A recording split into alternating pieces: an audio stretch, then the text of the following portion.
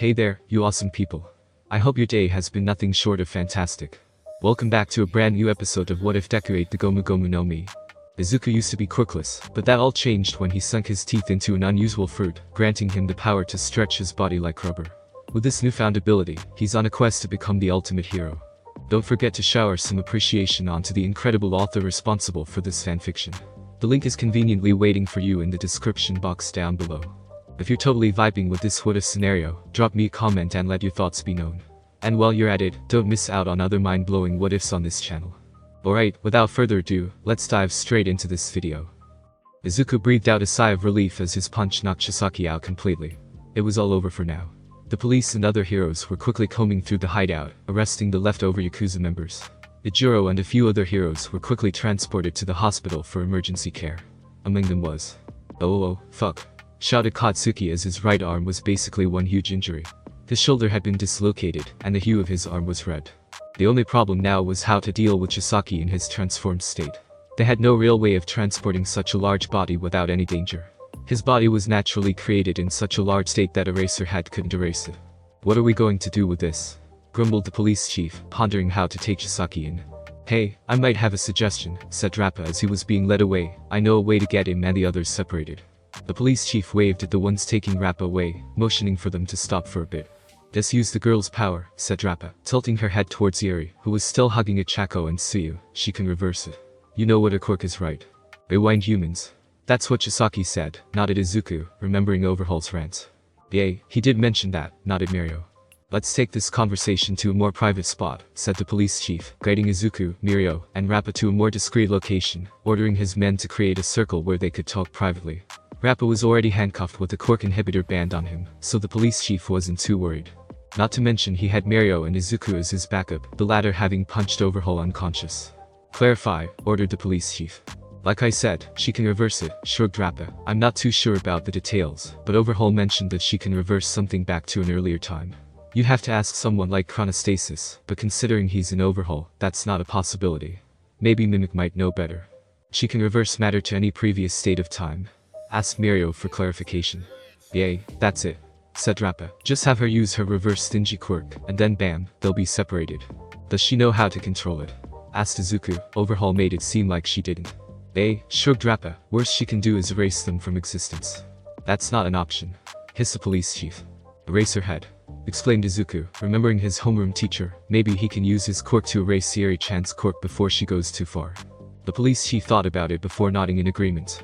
It would be far easier to arrest and transport Overhaul unfused from his minions than without. What's in it for you? Asked Mirio, his eyes narrowing a bit. You couldn't just have given this information from the bottom of your heart. You're right, nodded Rappa, glaring at the police chief. I want some compensation for this. If you're looking to get out of jail, you're dreaming, snorted the police chief. I can get a reduced sentencing, but that's about it. PFFT, I don't give a shit about that, scoffed Rappa before pointing at Izuku and Mirio. I wanna fight these two once in a while I'm serving my sentence. Them and Fat Gum and Red Right. Though I wouldn't say no to the reduced sentencing. The duo looked at each other before looking at the police chief, who sighed. If they're amenable to it, then maybe. But no death matches, said the police chief. TCH, spoil sport, grumbled Rappa, but was at least happy he would be able to fight someone strong every now and then. Yuri was, of course, nervous about even approaching the unconscious Overhaul. Trust in me. You won't affect me, just like Overhaul couldn't disassemble me, smiled Izuku. Yuri looked at Izuku, staring into his eyes before deciding to trust him. She stopped as she wanted someone to be with her. However, that proved difficult as it wasn't known if her quirk worked via touch of the area surrounding her. In the end, Izuku kept one hand extended, grabbing onto her hand. Then, with his eyes closed and focused, Izuku meditated for a second. Look, his hand is turning black again, noted Mirio as he saw Izuku's arm being infused with haki, though he had no idea what it was. What if I affect you? Asked Yuri cautiously, looking down at the hand that she was grabbing onto for comfort, looking back at the unconscious Overhaul before asking, how do I activate my curse? Izuku, Mirio, and Eraserhead winced at that before Eraserhead went on to explain that a quirk wasn't a curse, before giving an example of how his quirk worked. With that, Yuri touched a part of Overhaul in focus. She found the energy that she had always been trying to clamp down on, ever since she made her real father disappear. She was terrified of her curse, unwilling to let it go. But now, she could let it flow out, trusting in Izuku and the others. At once, the air around Yuri changed before a burst of light came forth from Yuri. The light hit Overhaul, and in an instant, separated him from all the people he had absorbed. Before it could go any further, Eraserhead immediately erased Irie's quirk, causing it to shut down. Irie began to wobble before Izuku quickly yanked her back into his arms. He noted that her horn had shrunk a little and was breathing a little heavily, but nothing too serious. "See? Nothing happened to me, shy, laughed Izuku as he held onto Irie, who looked at Izuku in worry to see nothing had happened to him at all, just like he promised. Of course, the consequence of reversing Overhaul to a previous state before he started the merging was that he was now awake. Though it didn't do anything for 3 reasons. 1. Eraserhead was already using his quirk on Overhaul to prevent any actions. 2. Night Eye, who had predicted that such a thing could have happened, had Centipeter carry his hyper-density seals. Centipeter immediately threw them right into Overhaul's head, knocking him out for a loop. 3. Mirio was already on him, hurling Overhaul into the ground right after the seals hit him, and with practiced ease, cuffed him. With all the Shy Hassaikai members arrested, the raid was officially over. The bullets that had the ability to permanently erase a quirk were a problem. Though there were only 3 left, there were debates on what to do with them. The police wanted to transport them together with the Yakuza, stating that it would be safe with them, and that nobody would dare attack them. Night Eye argued that putting the bullets together with the Shy Hassaikai members they were transporting was far too risky, as it would paint a huge target for them. Not to mention the League of Villains were still at large, and with a warp user like Kurigiri, they could ambush the vehicle en route. In the end, the bullets were divided. 1 went with the police, 1 went with Night Eye, and 1 went with the Eraserhead to bring to Nezu. Despite the hideous fact of how they were created, none of them could deny that it would be useful to subdue someone like All for One. Night Eye was sure that Toshinori would be all for it if they used it on All for One right at this moment, and probably volunteered to be the one to inject it. Soon, most of the heroes were taken to the hospital. Only the Ryukyu agency and a few others stayed behind to assist in the aftermath of the fights. Izuku and Mirio had originally volunteered to stay behind, only to be dragged away by Bubble Girl and Centipeter to the hospital. The two had fought against Overhaul, and the fact Izuku had been shot by the quirk erasing bullet and was still able to use his quirk was cause enough for worry. Hours later.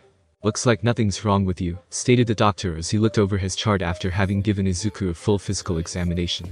"Oh good, I want to see the others," said Izuku quickly as he quickly got dressed, running into Mirio, who had the same idea after finishing with his checkup. "No need to run," ordered Eraserhead as he appeared in the hallway despite the nurse behind him urging him to rest. "I just checked up on all of them." Ejiro was covered in bandages from all the bruising and lacerations. Tamaki had a bone fracture in his face, while Fakum had broken bones in a few areas, but all were expected to make a full recovery. Rocklock had been stabbed, but the knife missed the vital areas, so he just needed some rest. Katsuki had been cursing like a storm that the doctor had the nurse put him to sleep, while they treated his right arm so he wouldn't struggle, but was also expected to make a full recovery. Irie was under quarantine for the moment as she had developed a small fever from using her quirk. Night Eye's injury was a little more serious, as his arms had been pierced through several locations. Soon, they arrived at Night Eye's room, where not only Bubble Girl and Centipeter were there, but Toshinori and Recovery Girl. "Sir," explained Mirio as he quickly approached Night Eye's bed. Both of Night Eye's arms were in casts, being suspended in the air by slings, but overall, he looked healthy. "It'll be hard to say, but there's a chance he won't be able to use his arms like he used to," said Recovery Girl with a sigh. "Even with rehabilitation, the nerve damage he sustained during his fight is severe." "But I'm still alive," chuckled Night Eye weakly. "I'll still be able to work after this. And it's not like I'll be helpless and have to retire from here work. Even with my arms like this, I can help solve cases." Centipeter and Bubble Girl couldn't help but sniffle, holding back tears of gladness that their boss was still alive and relatively well. Mirio couldn't hold back and let out his tears. "Izuku Midoriya," stated Night Eye as his eyes landed on Izuku, "you're an anomaly, a paradox." "Ha!" blinked Izuku, pointing at himself at that statement. "Centipeter, Bubble Girl, Lemillion, would you mind stepping out for a bit?" requested Night Eye. Though mystified by his request, the trio bowed and left. "When we first met, I stated that I believed Mirio should have been the next inheritor of One for All," said Night Eye bluntly. The Recovery Girl would have smacked Night Eye for that statement if not for Toshinori holding her back. She had been there when Izuku first inherited One for All, and had seen what Izuku had gone through when his Devil Fruit and One for All reacted against each other. "Yet instead of cowering, you stood your ground against me. When you made that final statement stating that you would prove yourself, I swore I saw the remnants of One for All standing behind you, and your will imposing on me. You were shot with a bullet that should have erased your quirk in One for All, and yet you still have it. Discounting the fact that One for All could be considered an artificial quirk, the bullet should have attacked the natural quirk factors in your body, and yet you were able to retain your quirk. Finally, I was using my quirk to look into the future, and yet all I saw was your death with the film reel cutting off. Then, when your whole hand turned black, you did something that I thought was impossible. You completely changed the future." Night Eye sighed as he leaned back onto his bed, looking over to Toshinori. "I wanted to change the future where you were killed. I looked for different possibilities to change it, but to no avail. But today, Midoriya showed me that it can change. I suppose that somewhere, in the back of my mind, I thought that the future couldn't change. That it was set in stone. That it was impossible. Those thoughts were always stuck in the back of my mind, always plaguing me. Looking back at it now, I think it was the energy and will to look forward. The will to look for a future that leaves no room for doubt. The energy to strive for it. Everyone was looking to succeed, and Midoriya managed to manifest it during his fight against Overhaul. Night Eye closed his eyes as he took a deep breath. You changed my way of thinking about the future and you. I no longer have doubts about changing the future, nor do I think that Mario is the superior candidate. You truly are someone whom I can see why All Might chose you. Izuku had to stop himself from shedding a tear at that statement. The former sidekick of All Might and probably the #1 contender to All Might's #1 fan, had acknowledged him as well. Now that's said and done, I'd like to know a bit more about how your skin could somehow change colors and resist quirks, said Night Eye as his eyes narrowed. Is it a secondary mutation to your quirk? Or is it another quirk altogether? How, exactly, does it work? It was able to neutralize Overhaul and Erie's quirk, and from what Mario told me, managed to graze him even when he used his quirk. Toshinori raised his eyebrow when he remembered his fight against All for One. The man clearly had a quirk that allowed him to turn his arm into water, as he used it to escape Izuku's grasp. So why didn't he do so to escape his strongest punch? That's right, my arm turned black for a moment, thought Toshinori. I was so focused on the fight, that I didn't notice that detail until now. Izuku drawled out Izuku, trying to figure out how exactly to explain his situation when Night Eye sighed. Forget it. I shouldn't be asking, said Night Eye, I was merely curious. All Might had his group of friends he trusted, and you have your own. I can't impose myself on it. I just merely hope when you do reveal it that I will be there to listen. Izuku quickly nodded his head in agreement before a recovery girl shooed him away, stating that Night Eye needed his rest. That's one hell of a successor you have there, chuckled Night Eye. Indeed, he'll surpass me in no time, smiled Toshinori. A few minutes later, their smiles turned into stern frowns when they heard the convoy was attacked by the League of Villains. All the students returned back to their dorms where their other classmates from both 1A and 1B were all eagerly waiting for them. They had been worried after hearing the news about the raid that Sato had baked a chocolate cake for them when they returned. They're back, shouted Mineta when they arrived back at the dorms. Everyone rushed over to them, asking them questions about the case of their well-being. Momo had brewed tea from her special stock, worried for their well-being. It took a good hour before they satisfied their curiosity and let them go, though Nieto was at the side sulking at the attention they were getting. However, for some, it was just a prelude to another round of questioning. Whoa, yelped Jiro as he was pulled into Mina's room. What's up? Did you want to know more about what happened? You could have just asked back at the common room. Yes, but first, strip, ordered Mina. What? Squawked Jiro as Mina pulled his shirt above his head. He tried to resist, but by the time he could even mount any sort of response, his shirt was already off before being pushed onto her bed. Mina mounted onto Jiro as she glided her hands over his chest, as if inspecting his skin. You got hurt, stated Mina as she jabbed his chest. How bad? It wasn't that much. I'm here and standing, aren't I? Replied Jiro. Seconds went by as Mina continued to stare at Jiro, causing him to sweat before looking away.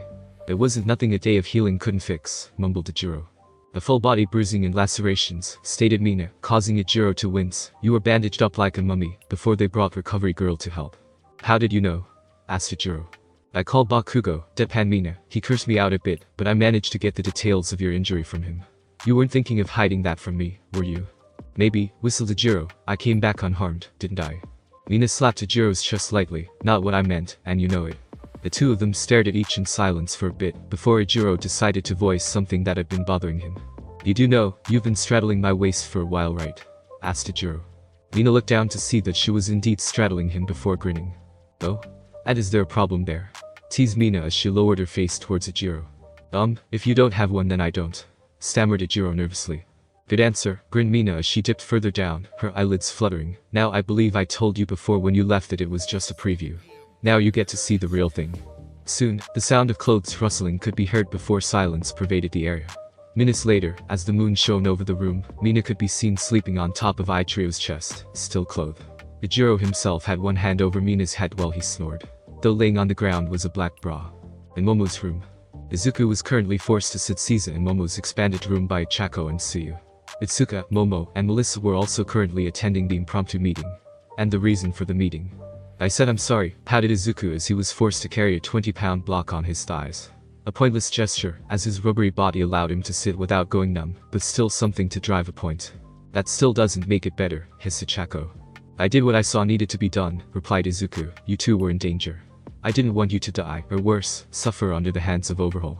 Hero, we understand, but it doesn't stop us from feeling bad, said Tsuyu with a frown. It exposed you to an attack to Overhaul. And don't say it worked out. Izuku could only sheepishly laugh while looking the other way. Izuku, you can't keep doing this, said Momo gently. I know that you care about all of us, but not to the point you would endanger your own life for us. We're upcoming heroes too. We are aware of the dangers that we'll be getting into, but we don't want you to risk yourself like that. If the bullet had worked, you would have died. And the only reason that he managed to get a shot in was that you had opened yourself up when you threw a Chako and Tsuyu up. Itsuka continued off as she cradled Izuku's head to her chest. Trust us, if we were the reason you died, that would crush us. You're All Might's successor, but you're also still you, said Melissa. Just trust us in us. The Chako had spring-loaded heels installed in her shoes, which would have allowed her to jump high. Tsuyu is already capable of jumping high. They could have escaped themselves. Although that was said, whether they could have done so was hard to say, since Overhaul had been rather trigger-happy with his quirk. Izuku remained silent for a second before replying, I don't regret saving them. Like All Might, anyone that I can save, I will save. Plus I was confident enough to take on Overhaul. Then Izuku sheepishly laughed. I also theorized that the quirk erasing bullet would have no effect on me either. The bullet attacks the natural quirk factors in the human body. And my body doesn't exactly have the regular quirk factors, as I gained them via eating a devil fruit and inheriting One for All. So technically artificial factors. Aizawa-sensei couldn't erase my quirks, and Monoma couldn't copy them. So I figured that the bullets wouldn't work either. That's still not a reason. Roared all 5 girls, causing Izuku to shrink even more. It would be a long night before they were satisfied dripping into Izuku before giving him a hug each, demanding to be taken out on a date. Days later, Izuku hummed to himself as he walked up the path to Rikai's dojo. He had gotten permission from the school to do so under the excuse of mental training. So you're here, brat, said Rikai as she sipped on her tea. I got a call saying you wanted to use my meditation area. Why my place and not your bedroom or one of UA's special rooms? I'm sure they have something like that. Well, I thought your place was better, laughed Izuku weakly. Humph, you get a pass, huffed Rikai as she jumped off her cushion. You're lucky you're one of my favorite brats. Izuku followed Rikai towards a more isolated area in her backyard, with signs saying to keep out. Following a winding path, they soon reached a small meditation garden that Rikai had designed herself. A small red pavilion stood in the middle of a small moat with a bridge leading to it. Around the pavilion were various plants that tastefully surrounded the pavilion, giving it a zen feeling. And finally, behind the pavilion was a small man-made grotto with a waterfall. You only get 2 hours, said Rikai as she started the timer. It takes a while to get the water running to get this feel. After that, you know how to shut everything down. With that, Rikai left without looking back. Izuku quickly situated himself in the pavilion, pulling his All Might cushion before sitting down, slowly closing his eyes. His mind began to wander slightly before diving into the subconscious, where One for All and his devil fruit were located. Mindscape. Izuku slowly opened his eyes to see he was in the void once more. I should have expected you'd be here soon, said Yoichi as he came out from the shadows so Izuku could see him. What was that power earlier? Asked Izuku, the one that you had me touch Bakugo. It was like he gained One for All temporarily. All Might couldn't. The core for One for All has expanded greatly, explained Yoichi, compared to the past, when One for All was passed from one generation to another, the core of it only grew slightly. But when it passed to you, it started to grow exponentially. And that means... Izuku trailed off.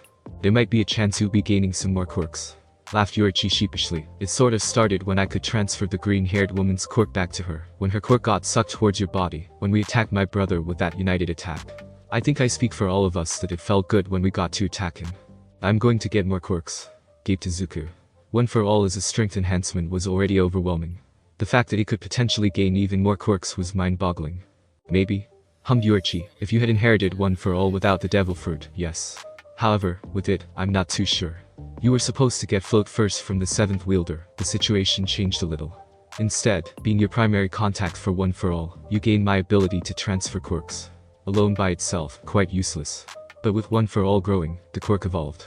Not to mention the amount of energy that's been stockpiled now. So now, you can grant people temporary access to One for All's power, though only that.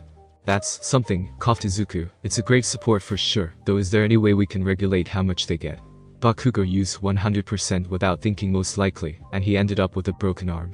He actually used 75%, but I can see if there's something I can do, hummed Yoichi. It's not like I'm doing anything else in here, though it is nice the devil is able to create entertainment for us in this void. Before, we couldn't really do that. Speaking of him, I want to talk to him, said Izuku. You rang, said the devil as he appeared, taking on the demonic form. Was that Haki that you were talking about earlier, back in my fight against Overhaul? Asked Izuku. That was armament hockey, yes, nodded the devil. Quite useful, isn't it? When that creep tried to disassemble you, you had it on. It was quite literally his quirk versus your willpower, and we all know when it comes down to heroics, you are stubborn. Laughed Izuku weakly as he scratched the back of his head. Just take the compliment, sighed Yoichi, though try not to scare us like that. It freaked us all out when the bullet hit you and temporarily cut your connection with us. Though I doubt the bullet would have truly erased us, it's still not something you should do. Luckily, with the devil fruit, it barely even phased us, and even allowed us to establish connection back faster. Is there any way to train this Saki? Asked Izuku, and you said there were 2 more.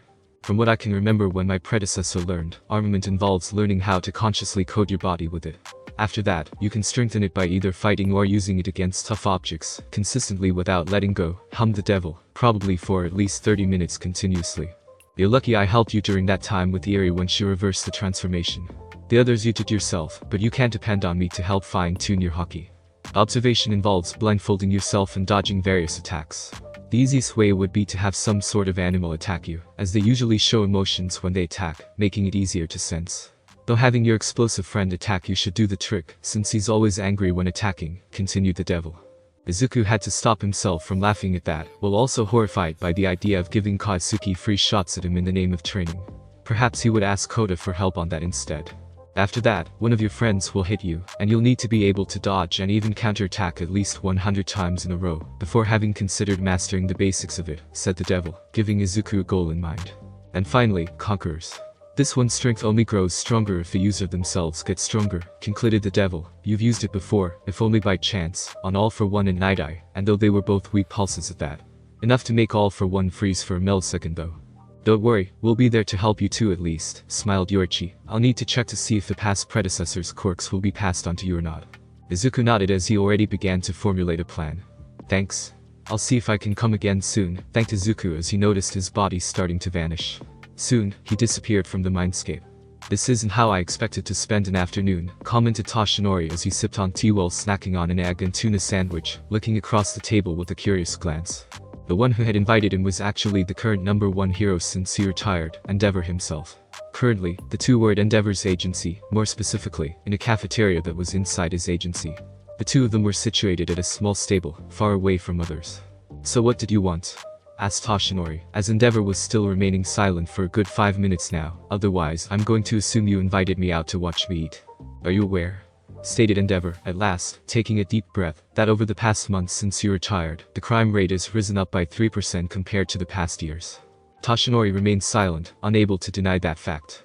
The news seemed to be talking more and more about crimes these days. Despite the fact throughout my career, I have resolved more incidents than anyone else, and even more so now, it still grows. I can hear the cracks starting to appear, the foundations of what you built starting to erode. So tell me, as the former #1 hero to the current #1 hero, just what is the symbol of peace? Asked Endeavor. Toshinori blinked, surprised Endeavor was asking him for advice. The prideful and egotistical hero who made it his mission to surpass him, and when that failed, tried to sire a child who would do so, and if from what he learned was correct, abused his family. So what caused him to actually humble himself to ask this?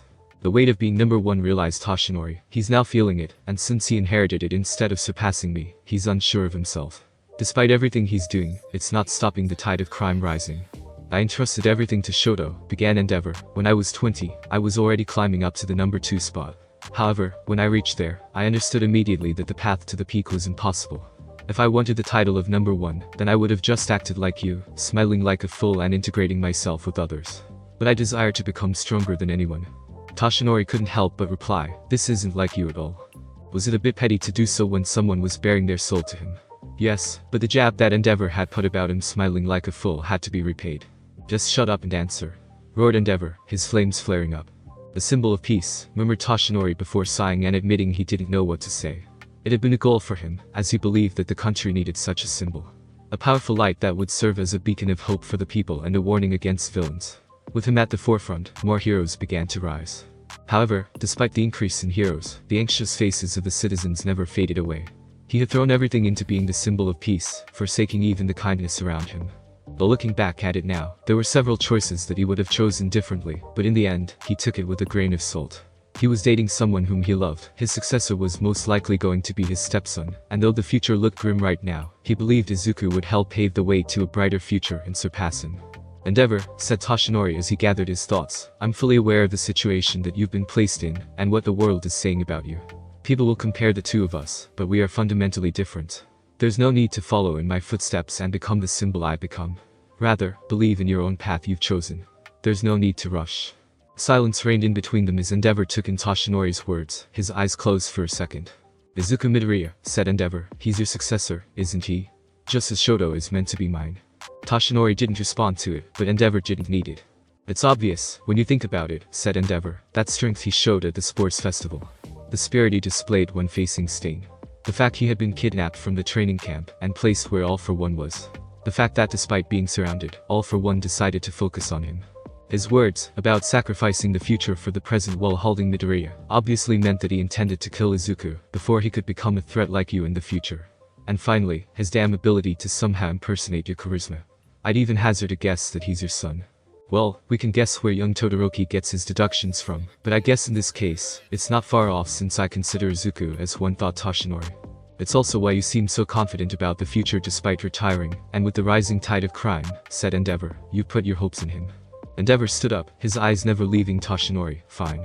But just as you've shown your successor what the top looks like, so shall I. I'll walk my own path, but I'll become the #1 hero my son can be proud of too. Toshinori couldn't help but smile at that statement. If Endeavor was willing to make that promise, then the future looked alright. Incidentally, said Endeavor, scratching his cheeks, how's Shoto doing in his classes? I never checked and assumed he was getting good grades, and let Fayumi take care of that stuff, but... Toshinori had to suppress a giggle as Endeavor trailed off, but decided to respond, your son is doing excellent. In terms of academics, he's pretty much in a three-way tie for third for class rankings.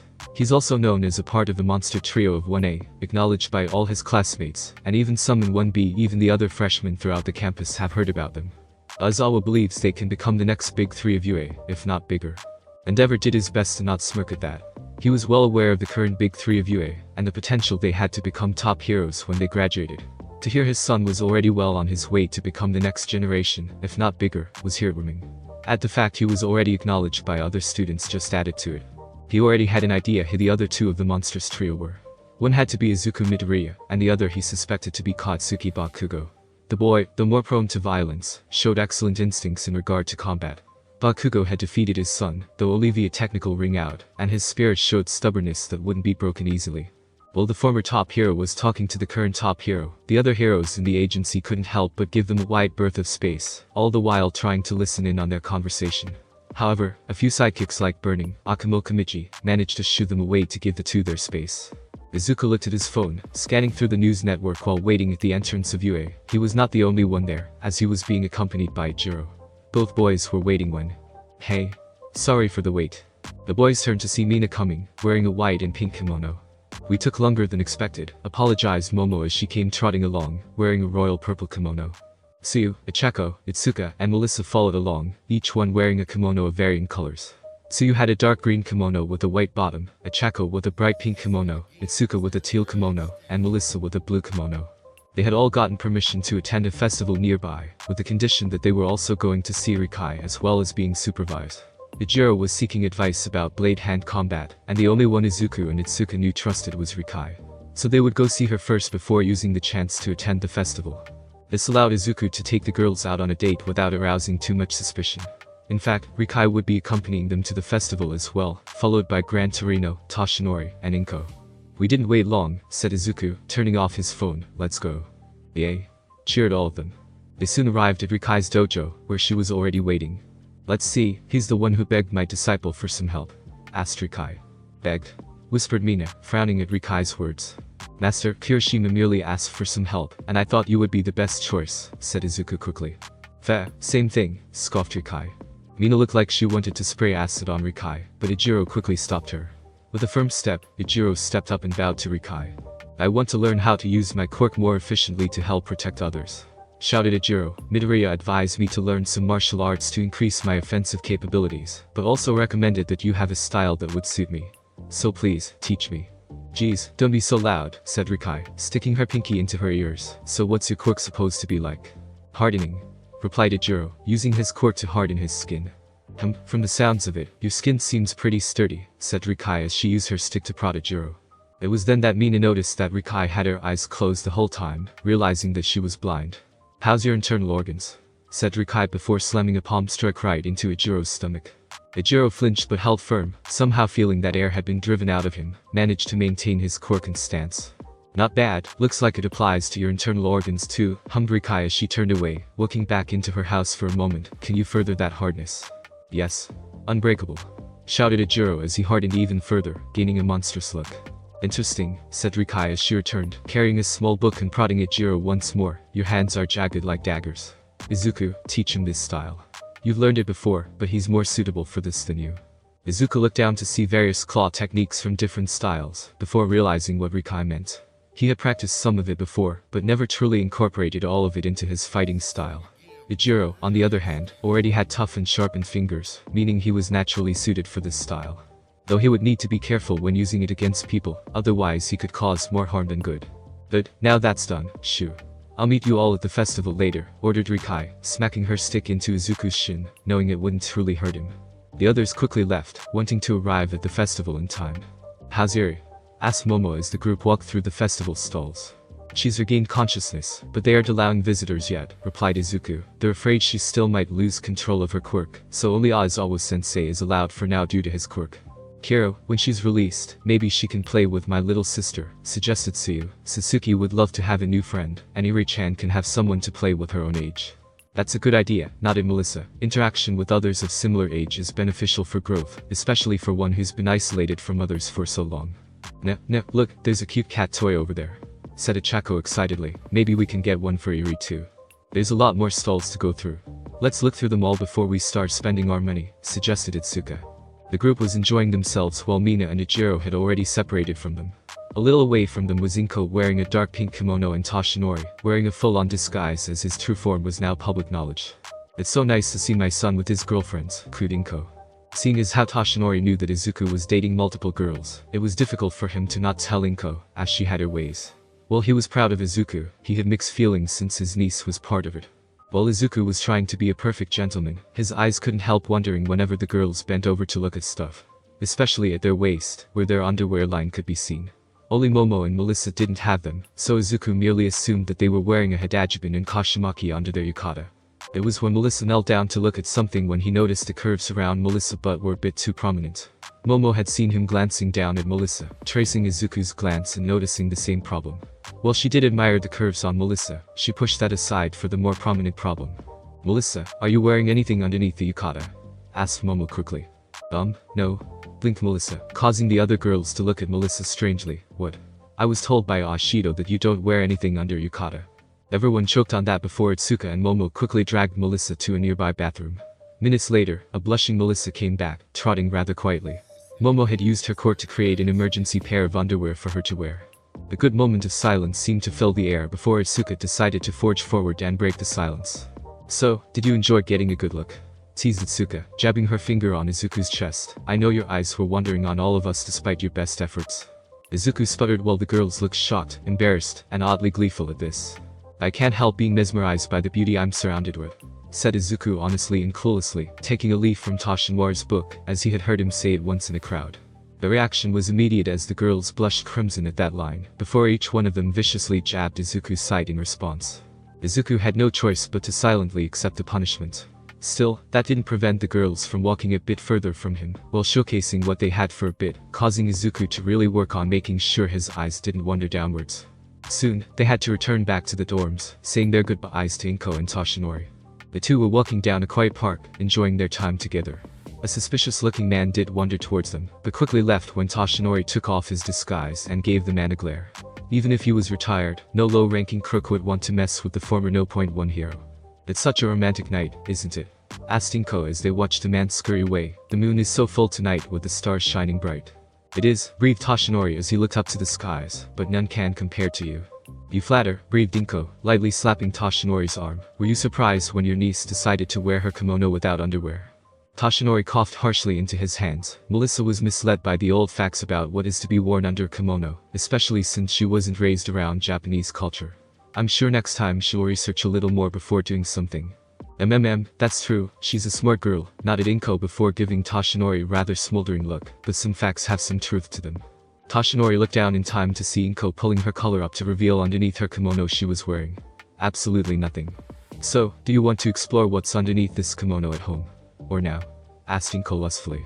Toshinori had to stop himself from launching off via nosebleed rocket before making a serious decision.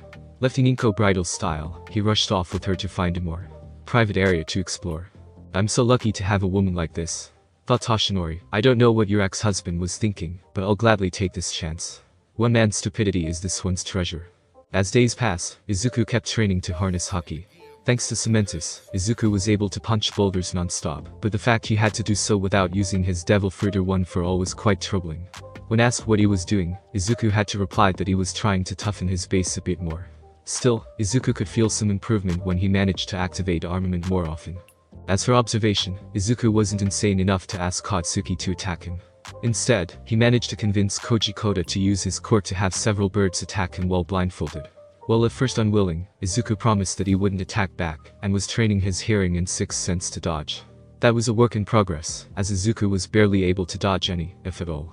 Still, he could feel like he was improving a little. For Conquerors, Izuku had no idea how to even activate that, so he focused on the latter of the two. During the peaceful period of time, Izuku actively went out to seek out Mirio to spar with him. Mirio gleefully agreed as he was curious about the black sheen that would appear on Izuku's arms that could bypass his quirk. Nonetheless, Mirio took it as more opportunity to train in case his quirk failed him, and he did enjoy sparring with another person. The only ones willing to spar with him this school now were Nijiro and Tamaki. The two would then enjoy exchanging ideas about their fighting style and quirks. Nijiro herself was pestered by Katsuki, who wanted to prove that he was the one stronger in terms of overwhelming firepower. Nijiro was eagerly reading through the book given to him by Rikai, and already asking Izuku and Itsuka for advice about the techniques, all while asking anyone to hit him as hard as they could, so as to improve his durability. Soon, they were diving into the cultural festival. Thanks for listening. I do hope you enjoyed. If you want the next part of this video, like, subscribe and comment down below, and turn on the bell notification. And also check out other videos that I have created and enjoy. See you in the next video. Peace.